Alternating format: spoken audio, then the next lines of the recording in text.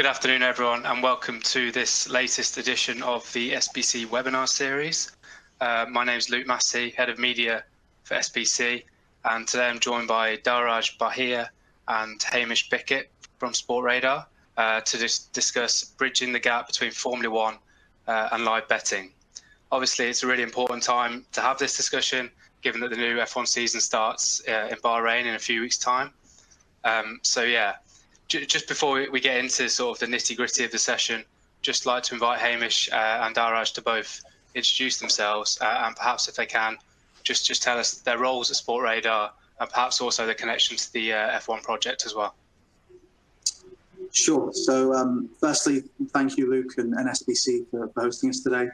And to those in the audience listening in, thank you for taking the time to join us.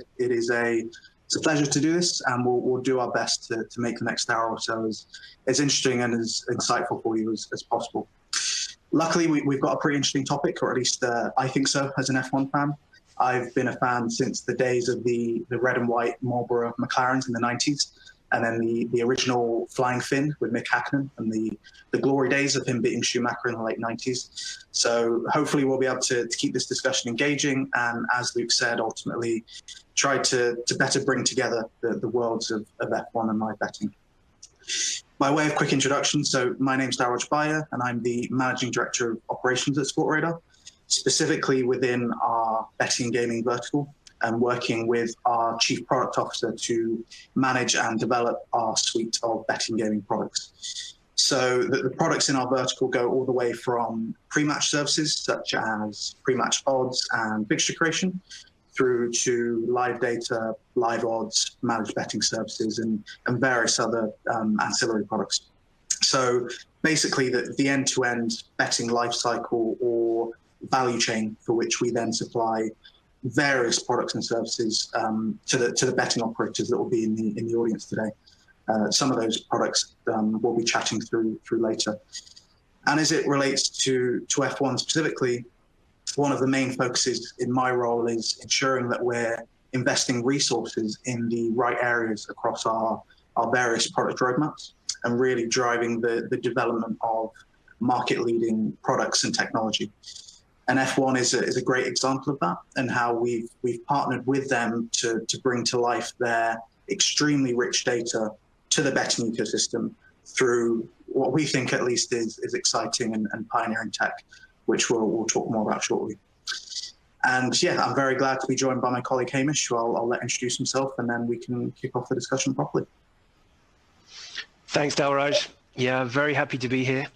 Thank you, SBC, for setting this up. Very happy to talk about our partnership with Formula One, what we're trying to do, and just give you a little bit of background about what I do. So I work within Sportradar's Sports Content and Partnerships unit as a director. We're a global unit with offices in Europe and Asia, the US, Latin America, and India. And we're tasked with securing and enabling Sportradar's core business. And that's multifaceted. So we're the face to federations and right holders, and we're in charge of building relationships with these entities to understand what they need in terms of products and services.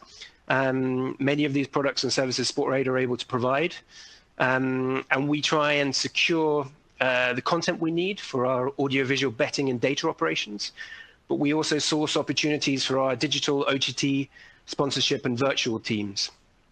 And I have been at the forefront of this partnership since its birth 2 years ago. How did the relationship come about? Well, it was derived from and was facilitated by the company ISG, the Interregional Sports Group, an agency that secured the data and the sponsorship rights from Formula One.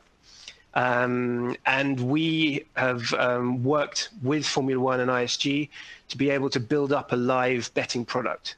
We've actually taken over the contract, the data components of the contract from ISG, and they still hold those sponsorship rights. So they have the right to sub-license betting partnership rights to select betting brands. And that includes regionalized branded on-screen graphics, virtual trackside signage, and digital integration across Formula One's digital and social platforms. So, I mean, again, we're excited by the challenge with Formula One because it's motorsports in general. There hasn't been a huge interest in betting, and that's not just live betting, but in betting in general. But if there is a sport that's able to change that needle, then it's Formula One. I mean, you look at their global fan base. I think you've got around 90 million viewers on a race day weekend, and something that they evaluate themselves as having 500 million fans across the world. So a huge opportunity for us, and it brings together two market leaders in Sportradar and Formula One. We are hugely prevalent in the betting and gaming industry, the #1 provider of live streams to the betting industry and live data to that same industry. And it's something that we're really excited to be able to work with them and to develop further.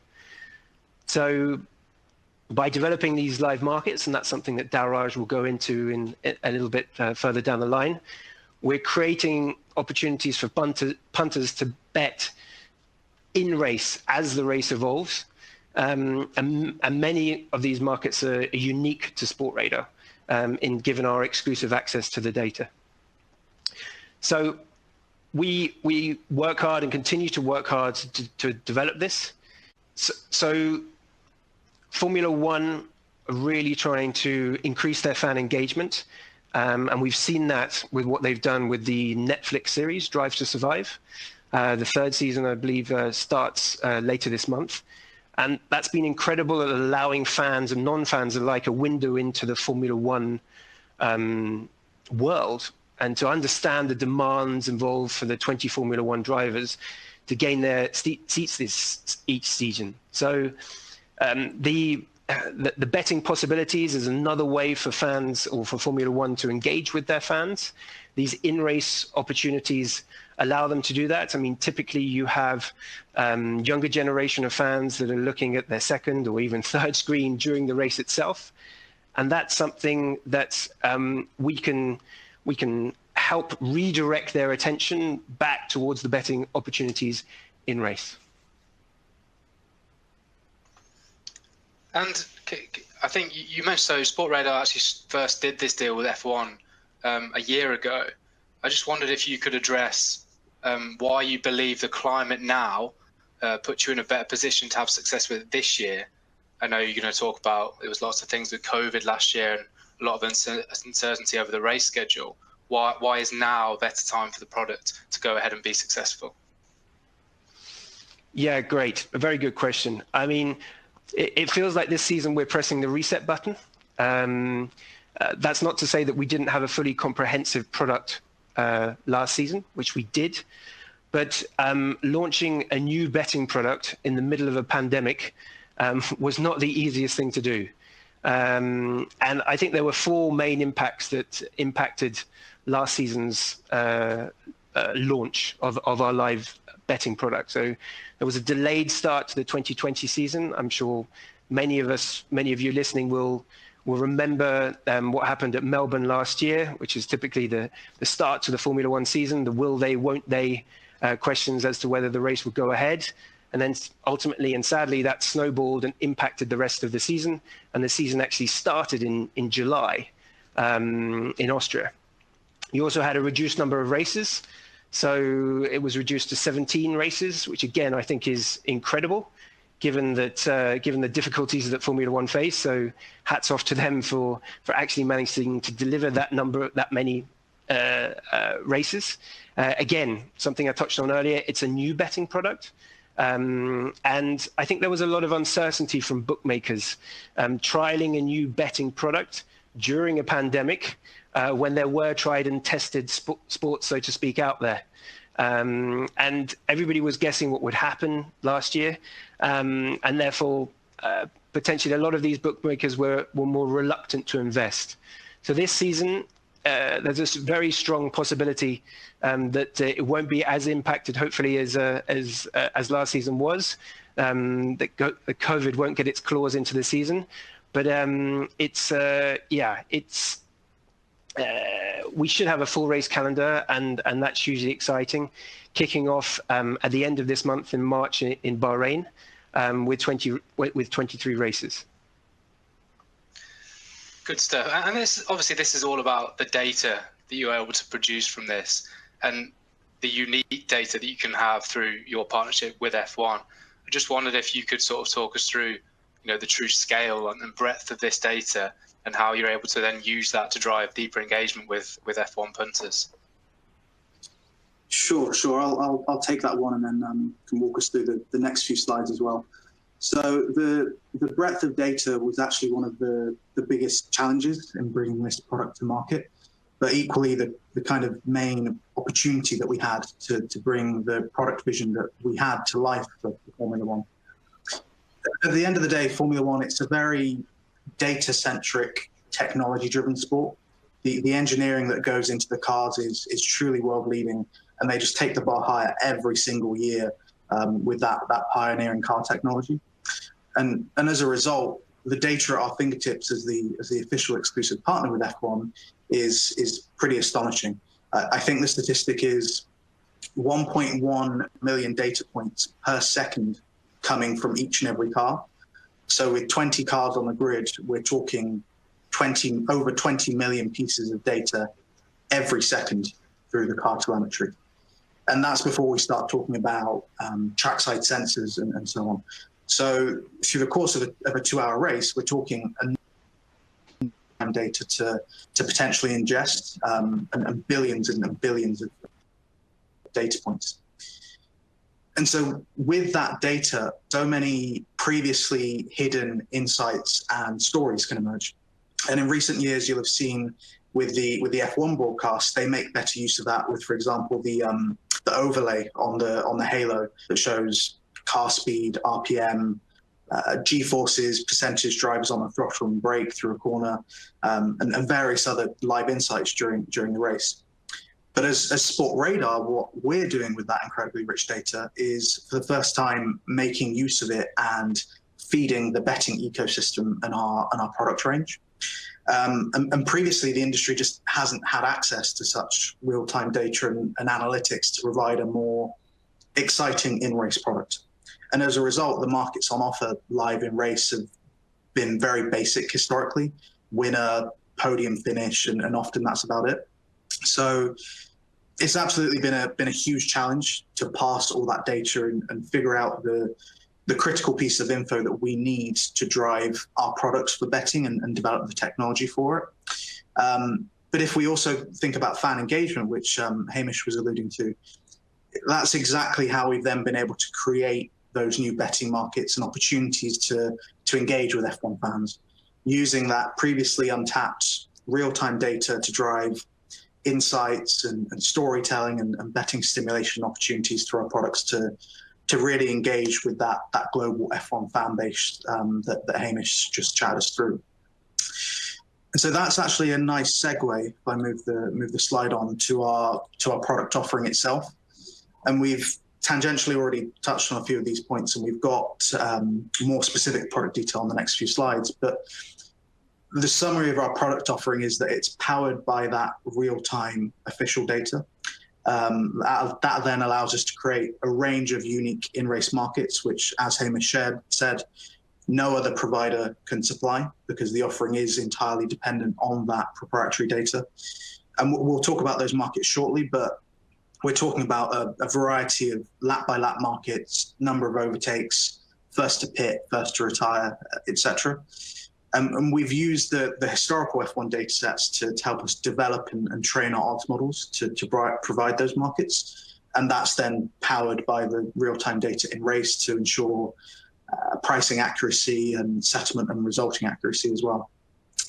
The offering itself will be available throughout the race weekend. So we're not just talking about the race itself, but also qualifying and practice sessions as well, albeit that there will be, of course, different markets available within each of those. We're not going to be providing overtaking markets during practice, for example. And yeah, to be honest, we are really proud as Sportradar to be the exclusive partner with a brand such as F1, to then be able to provide this technology and product innovation to the betting industry. If I could just pick up on one point there, so you talk, we've got this loads and loads of data powering these in-race markets, loads of different unique data points behind this.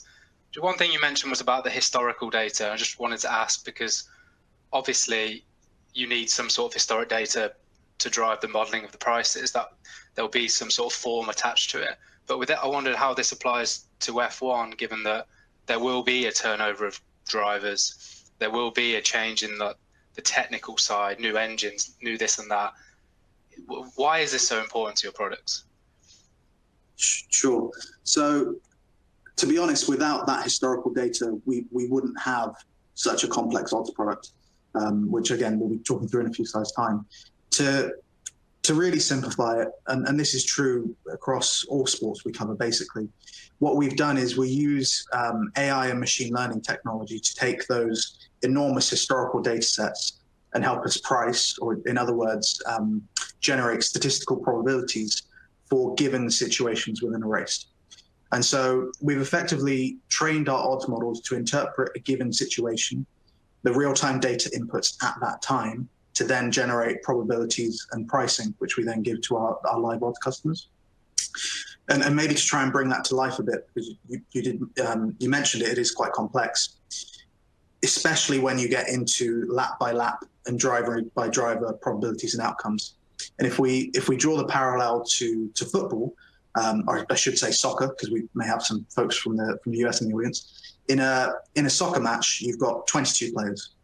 They're your main variables: their form, how they play together, the score at a given time, and minutes left on the clock, basically. With F1, we've got 20 players or drivers, but the cars are developing and the performance is changing session by session, let alone race by race. As you said, Luke, you've got driver turnover, you've got team turnover in certain years. Certain cars or certain drivers are far better on certain tracks or in certain weather conditions. And that's all the type of stuff that we learn by applying our AI and machine learning to the historical data and then using that to drive our real-time product. And it really does get quite complex, because you've got, even within a race, different tire choices, different levels of tire degradation and tire management, pit stops, weather, drag reduction system impacts, certain cars having far higher performance leading as opposed to following in the turbulent air, like we saw with Mercedes and Bottas last season.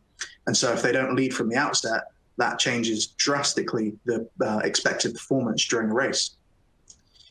You've got reliability issues. I was genuinely surprised that our teams were able to put together and offer lap-by-lap retirement markets. You got safety cars as well. Look at what happened in Monza last year with the red flags, and then Gasly winning completely upended the entire race. So you've just got so many different variables going on and changing real time. And so a bit of a long-winded way of saying, but historical data has been absolutely critical to train our odds models, and then use that to interpret the real-time data and generate probabilities as they come through. And our quants and live odds teams have done a great job at bringing that data to life. And then we, of course, overlay human trading. So our F1 experts who have been specifically hired and trained for F1 trading on an ongoing basis to make sure that we've got the best quality possible, and to really drive that real-time product feedback loop so we continue to improve and to innovate. And talking of that data, if we move on to the actual product offerings themselves. So live data, this is basically what we offer to operators who wish to price and trade odds for themselves. So effectively, we're talking about a curated data stream of critical events and data points as the race goes on. So that would include all the necessary information for trading, rich info with regards to lap and sector times, gap to leader, pit stops, weather, etc., and all with a super fast sub-second latency. And we've actually measured from the point at which we receive a data point from the track through to that insight being curated and then delivered to our customers. That is anywhere from 50 to 300 milliseconds, depending on the size of the data point. And that just kind of shows how strong the technology backbone is to ensure reliable, low latency data delivery, which is, of course, critical for the product. And that also just reiterates how unique the offering is, as Hamish mentioned.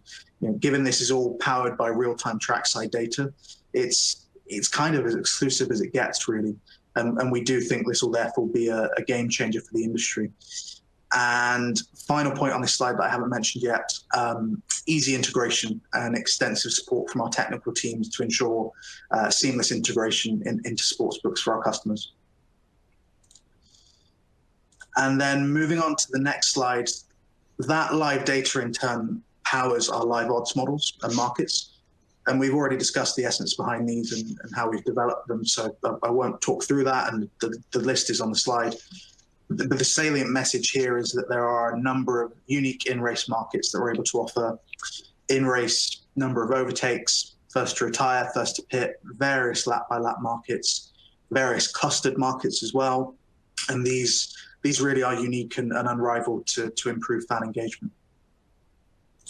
Okay, so I mean, an obvious question here is, this might be from me being involved in a lot of industry PR.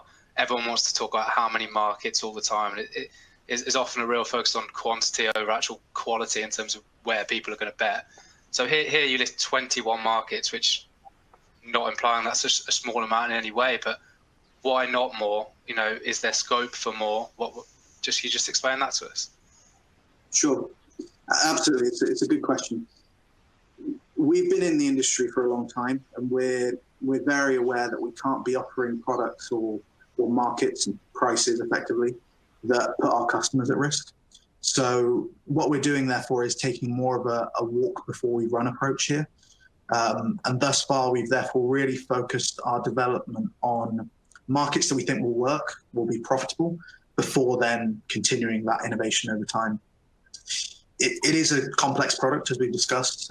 So we are running that feedback loop session by session, and then we'll continue to expand the market offering as the season goes on.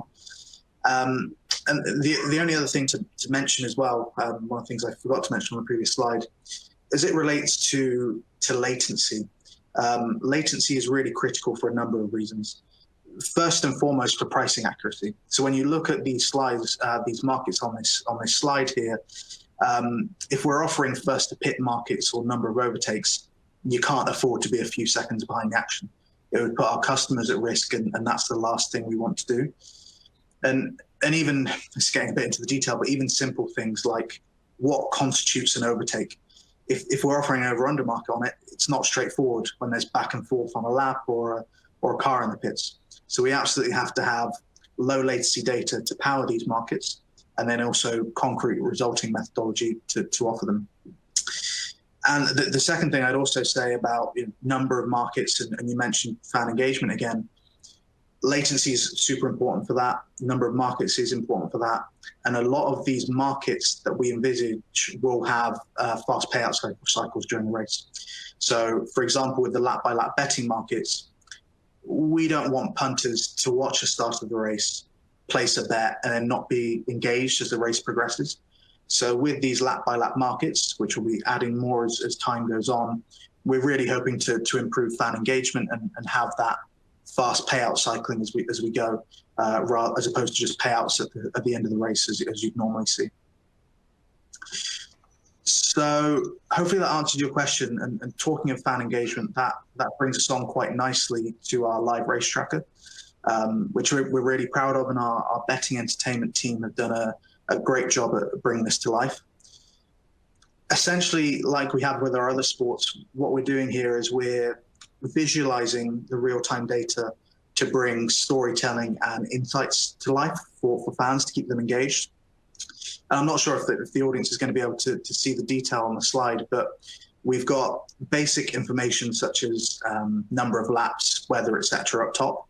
And then we've got a visualization of the tracks. So in this case, from the Portimao Grand Prix last year, with each of the drivers plotted real time. So that's not something that updates every few seconds and you get a jittery step change from point A to point B. It is really smooth, real time as they corner the circuit lap by lap, again, powered by the data. And then beneath that, beneath the actual image of the track itself, we've got various different elements. But on the left screenshot, That's showcasing the race timeline. So element by element information of what's occurring. So for example, Perez has overtaken Ocon, Leclerc has entered the pits, so on and so forth, flags in certain sectors. Basically everything of relevance that would occur on a lap. So it's kind of akin to a real-time line-by-line commentary. And then on the right example, we've got head-to-head info, where punters can select which two drivers they want to watch and track through an easy-to-use drop-down list. And then they can see and compare lap times, gap, tyre selection, pit stops, etc., etc. And we've also got live leaderboard, live driver standings, constructor standings, and so on. So all in all, an incredibly rich live race tracker to keep fans engaged, provide them with relevant analytics and insights to inform their betting decisions and keep them involved as the race progressed. And final point, optimize for mobile. And we've got flexible website placement options as well to make sure that the tracker stays visible as punters scroll through the markets. Okay, I was just going to ask how important this tracker is to how the punter consumes the product, because I assume you're building this out as like a second screen, so you have the punter who's watching it on telly, but perhaps can't track the two drivers he wants to right immediately, but then he can use your tracker and he gets this up to date information, so his betting experience is not impeded in that way. Is that how you see it? Yeah, absolutely. So we do think this lends itself well as a second screen experience, as you put it. If you imagine back when you're watching one of the races live on broadcast, you're typically only watching one element of the action with a few additions on the screen, like the leaderboard on the left, and then some highlights, sometimes minutes after they've actually occurred on track. Whereas with the tracker, you're able to follow every event on the timeline, as I mentioned. You're able to visualize every driver, follow two drivers specifically if you've perhaps placed a bet or interested in placing a bet on their head-to-head. So we do think it's crucial for the betting experience. And as we've seen with other sports, for punters to visualize what's happening in play, especially if they're not watching the live broadcast, but also as a second screen, it offers that sense of reassurance that they're part of the action. It keeps their engagement high. And in our experience, based on real data from last season, it can significantly increase betting turnover. So we do think it's a product that can really add value for our customers.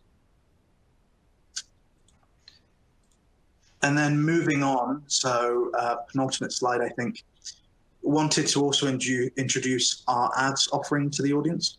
So in a nutshell, ads is a holistic marketing solution that basically capitalizes on our understanding of bookmaker needs and typical punter behavior to provide a one-of-a-kind marketing solution for operators. What does that mean more tangibly? It's all about improving the ROI on marketing and sponsorship spend for operators, improving efficiency, reducing CPAs, and basically just driving turnover in the most efficient manner. Whether that's through programmatic advertising, usage of our proprietary and sector-specific DMP, or just through branding and sponsorship opportunities as an example.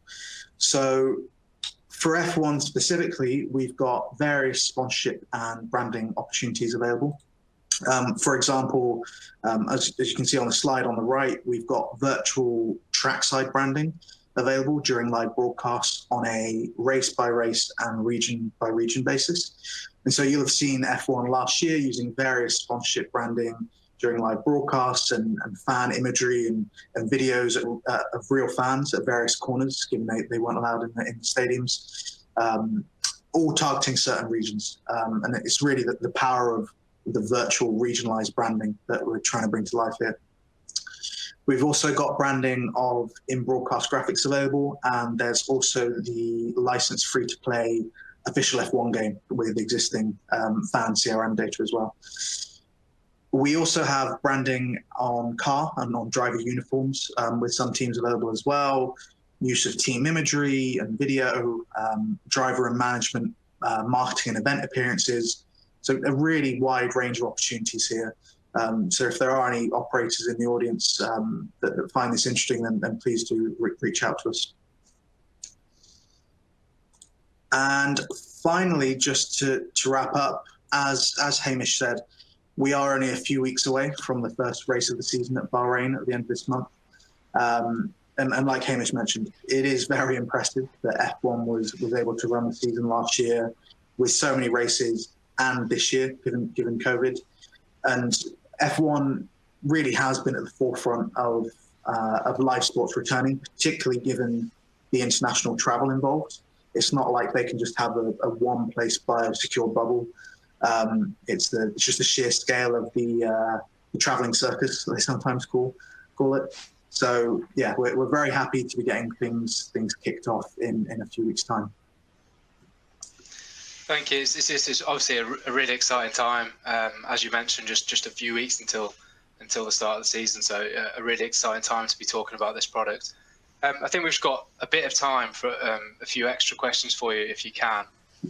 We put out a couple of news stories and stuff about this webinar and took some questions on social media from a few people. First of which was just about the perception of F1 as a live betting sport and how you think this has evolved over time. It's interesting thinking about it from my perspective.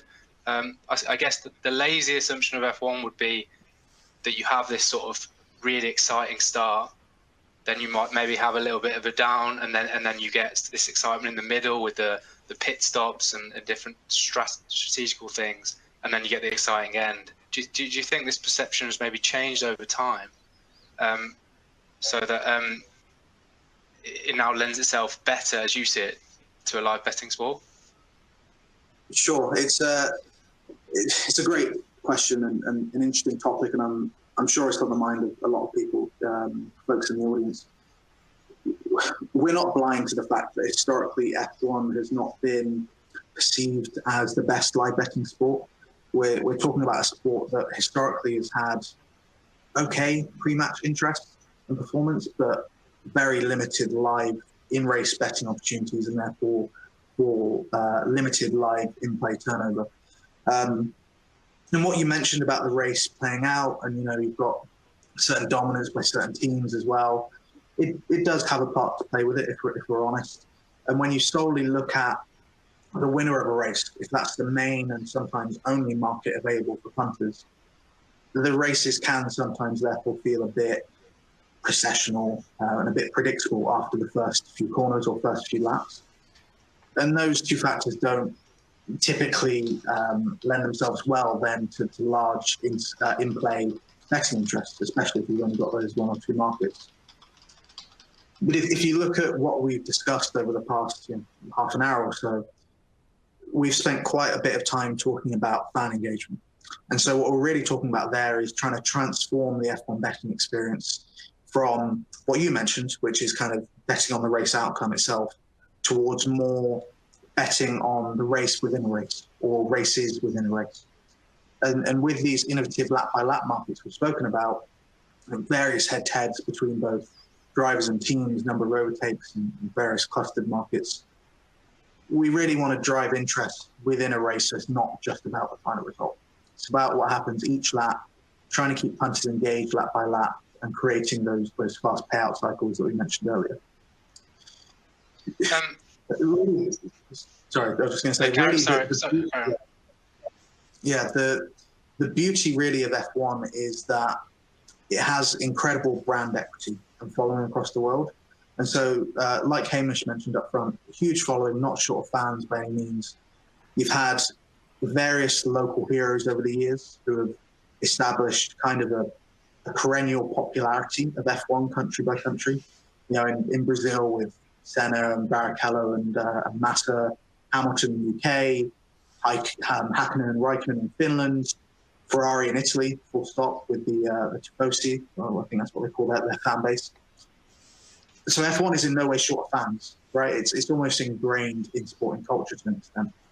The issue is those fans have never really been as engaged as they could be through the race with respect to those betting opportunities and stimulation. So it's all about trying to get those punters engaged with the additional markets we've spoken about, with the live race trackers we've spoken about, to try and drive turnover. And we do therefore think that these innovative new products will help attract F1 fans to operator platforms, and that the products themselves will be differentiating factors as well in comparison to more of the legacy offerings. And that will have an impact when an F1 fan decides where to place his or her bet. And of course, not just then attracting him or her to place bets on F1, but also then other sports. So converting more of the enormous F1 fan base into punters as a whole. And another way of saying that really is, we do think there's inherent marketing value here for operators with respect to acquiring and attracting new punters, but also retaining existing punters who may otherwise look to other platforms who are offering these more engaging markets, and just trying to do a better job at keeping punters on their platform for the entire sporting weekend. So in summary, it's as you can tell, because I've been talking about it for a while, it is a really interesting topic. It's one that we've thought about a lot, and we've factored into our development cycle and roadmaps and what we're doing.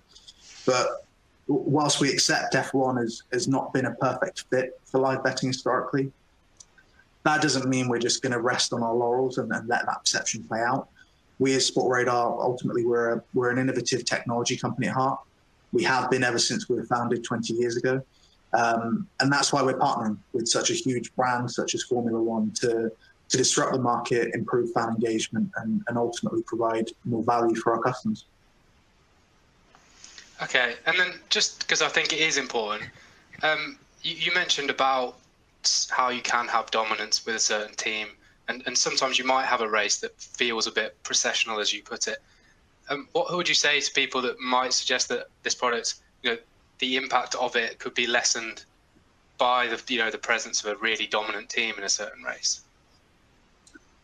Yeah, it's a fair consideration, and that's what kind of goes back to what I was saying about if you're solely looking at focused on the winner, if that's the only market available, then it can have a negative impact. It can reduce interest if punters have only got Hamilton and he's priced at 1.03. Who's that going to attract? No one. Whereas when you look at the markets we've been talking about and the engagement products that we've got, we want to get punters away from that. So even if there is dominance by a certain team, albeit that has been degrading over time, and especially with the regulations due to change soon, we do think there will be a step change. Even if that dominance continues, we don't want punters just to have that one boring option of who's going to win, because it is predictable. And that's why we've worked so hard to try and develop more innovative products. Okay, and then just a final question coming in about what the future looks like for this product, and Hamish can come in on this too, but everyone's obviously always looking to the future. And how does this product, from your perspective, evolve from what it is today to what it might look like in the future? Yeah, thank you. And thank you, Darraj. I think you absolutely knocked it out of the park today. Really good insight into what we've built. But I mean, it goes without saying, we will continue to see what new markets can be added. We will use this second season as our partnership to look into that, to see where the real interest is. I think Formula One in general, it provides excitement. There's a lot of excitement. There's a Schumacher again in the paddock, which for Formula One fans is huge. You've got Aston Martin joining. You've got a young stable of drivers who are racing close to their limits, and Russell, Leclerc, Sainz, Gasly won his first Grand Prix last season. The unpredictability that happens, particularly with weather, I think that's always hugely interesting. And then again, you've got the sprint races. So it looks like we will have 3 sprint races at 3 venues this season. So I think it's over 100 kilometers. That will be on the Saturday. That's a third of the distance of a Grand Prix. And it looks like it will be at the Canadian, Italian, and Brazilian races this season. That adds other possibilities too. There's talk of a new US Grand Prix. Again, Formula One trying to expand and to move more into the US and to pick up the huge fan base that exists there. Then again, and Darraj mentioned it, there's a cap on how much constructors can invest in their engines. That's coming in place from 2022. But again, Formula One have reduced that spend this year too. So I think we will see closer racing. And again, you have the innovations and the design around the Formula One car, something that we may see next season. But the ability to have real race, wheel-to-wheel racing. And that's hugely exciting. And as all Formula One's tuning in here will understand, that's what we all want to see, because it's hugely exciting. And again, excitement, unpredictability lends itself to betting opportunities. And Darraj, you got any final comments on sort of your hopes for the year ahead and how this product might evolve? Number one hope is that McLaren wins it by a long way, but I don't think that hope quite very well. The one definite hope I have, as Hamish mentioned, is just that we will continue innovating the product. Like we spoke about, there will be more markets getting released, and we're just going to try and make more and more use of the proprietary data that comes our way to try and put some cool and engaging products out there as the season goes on. Thank you. I think we're pretty much out of time, so I just wanted to say thank you both for your time today, and obviously thank you for everyone for tuning in. I hope everyone watching has learned a bit about the product and is feeling a little bit more excited about the season ahead. So thank you both. Thanks, Luke. No, thank you for having us. Thank you.